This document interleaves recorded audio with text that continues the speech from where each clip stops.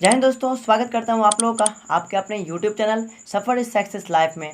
दोस्तों आज की इस क्लास में हम लोग क्लास 12 के हिंदी का जो 9 नंबर चैप्टर है जिसका नाम है प्रगीत और समाज, जिसके राइटर हैं नामवर सिंह। इसका most VVI objective question answer करने वाले हैं जो कि आपके बोर्ड एग्जाम के DC से बहुत ज़्यादा इंपॉर्टेंट है।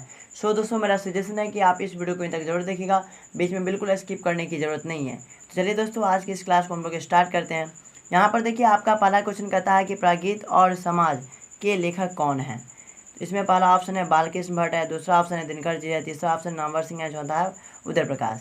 तो आपको पता होना चाहिए कि प्रगीत और समाज के जो लेखक है, राइटर हैं, वो है नामवर सिंह।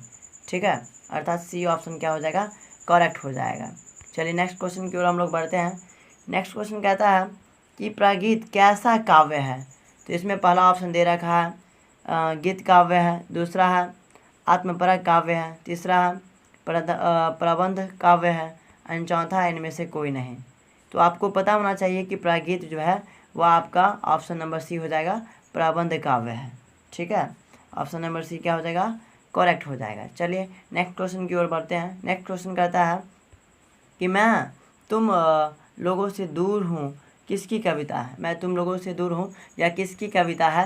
तो इसमें देखिए पहला ऑप्शन है मुक्ति बोध का, दूसरा ऑप्शन है हजारी प्रसाद द्विवेदी जी का, तीसरा ऑप्शन है पंत, एंड चौथा है रामधारी सिंह दिनकर। तो सर आपको पता होना चाहिए, इसका करेक्ट आंसर हो जाएगा ऑप्शन नंबर ए, अर्थात मुक्ति बोध जी का है। ठीक है, इतना बात क्लियर है। चलिए अगला क्वेश्चन है कि प्रगीत और समाज के लेखक कौन है। ठीक है, प्रगीत और समाज के लेखक कौन है। तो मैंने अभी बताया कि नामवर सिंह, अर्थात सी ऑप्शन इसका करेक्ट हो जाएगा। उसी हिसाब से देखिए नेक्स्ट क्वेश्चन। नेक्स्ट क्वेश्चन कहता है आपका कि नामवर सिंह के गुरु कौन थे, है ना। नामवर सिंह के गुरु कौन थे। तो इसमें पहला ऑप्शन दे रखा है आपका रामचंद्र शुक्ल, दूसरा ऑप्शन है हजारी प्रसाद द्विवेदी, तीसरा ऑप्शन है महावीर प्रसाद द्विवेदी, एंड चौथा ऑप्शन इनमें से कोई नहीं। तो सर इसका करेक्ट आंसर हो जाएगा ऑप्शन नंबर बी, अर्थात हजारी प्रसाद द्विवेदी नामवर सिंह के गुरु थे। ठीक है, उसके बाद अगला क्वेश्चन कहता है कि कविता के लिए नए प्रतिमान के लेखक हैं। कविता के लिए नए प्रतिमान के लेखक हैं। तो इसमें पहला ऑप्शन है लक्ष्मीकांत वर्मा, दूसरा है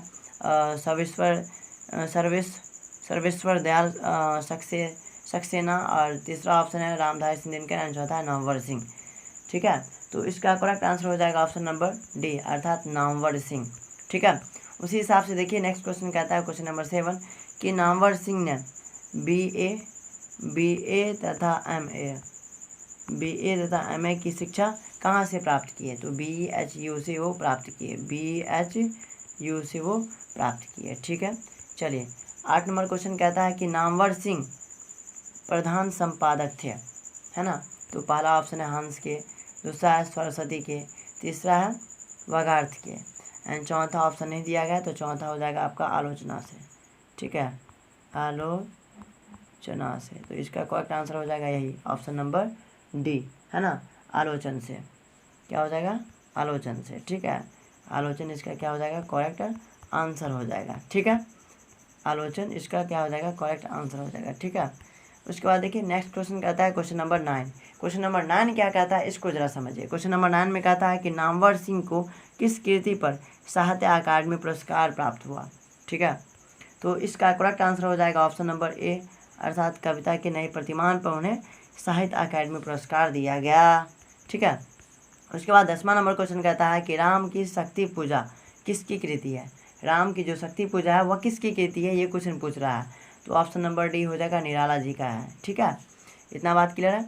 उसके बाद देखिए अगला क्वेश्चन कहता है कि कौन सी पुस्तक नामवर सिंह जी की है ना। कौन सी पुस्तक नामवर सिंह की है।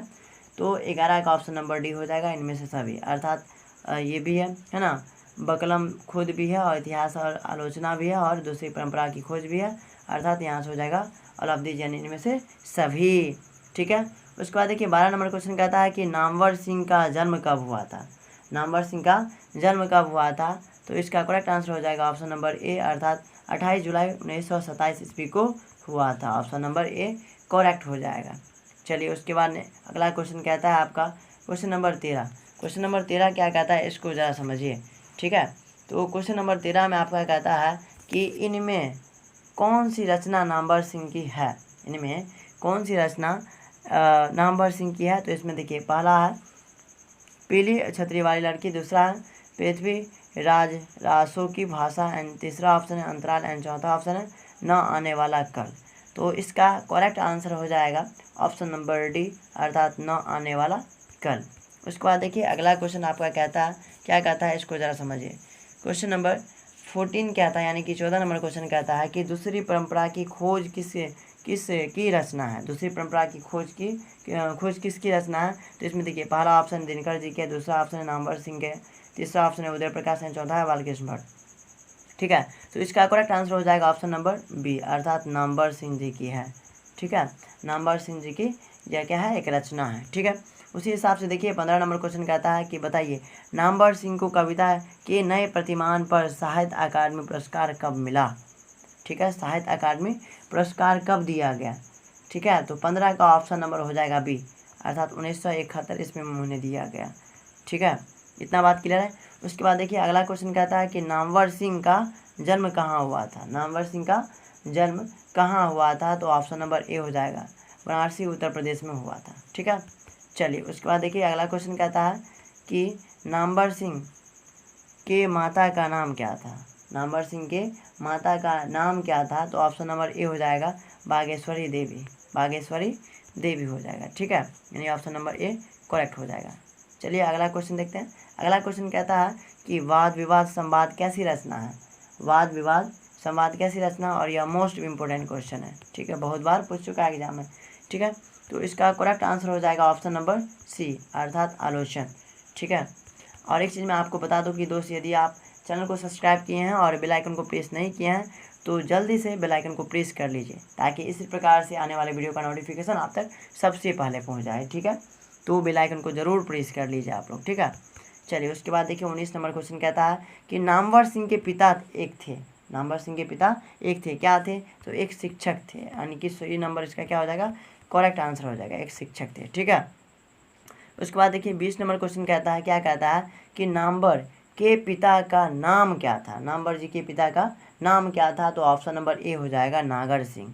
ठीक है, नागर सिंह क्या हो, नामवर सिंह के पिता का नाम है, और माता जी का नाम क्या है, नागेश्वरी देवी। ठीक है, इतना बात क्लियर है। चलिए उसके बाद देखिए 21 नंबर क्वेश्चन कहता है कि नामवर सिंह का निधन कब हुआ था। नामवर सिंह जी का निधन कब हुआ था। तो इसका ऑप्शन नंबर सी हो जाएगा, अर्थात 19 फरवरी 2019 को हुआ था। ठीक है, उसके बाद देखिए अगला क्वेश्चन कहता है कि वाद विवाद संवाद किसकी कृति है।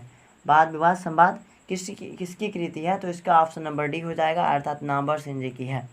ठीक है, उसके बाद देखिए अंतिम क्वेश्चन कहता है, क्या कहता है कि बकलम खुद किसकी कृति है। तो इसमें पहला ऑप्शन है मलिक मोहम्मद जायसी जी की, या दूसरा ऑप्शन है प्रेमचंद्र जी की, या फिर तीसरा भगत सिंह जी की, या फिर नामवर सिंह जी की। तो आपको पता होना चाहिए, इसका करेक्ट आंसर हो जाएगा ऑप्शन नंबर डी, अर्थात नामवर सिंह जी की है। ठीक है, यानी कि डी ऑप्शन इसका हो जाएगा करेक्ट। तो उम्मीद करता हूँ कि दोस्त ये वीडियो आपको बहुत ही अच्छा लगा होगा। यदि सच में आपको अच्छा लगा हो तो वीडियो को लाइक कीजिएगा, चैनल पर नया है तो चैनल को भी सब्सक्राइब कीजिएगा, और अपने दोस्तों में खूब ज़्यादा शेयर कीजिएगा। मिलते हैं एक नई वीडियो के साथ, तब तक के लिए टेक केयर, बाय बाय।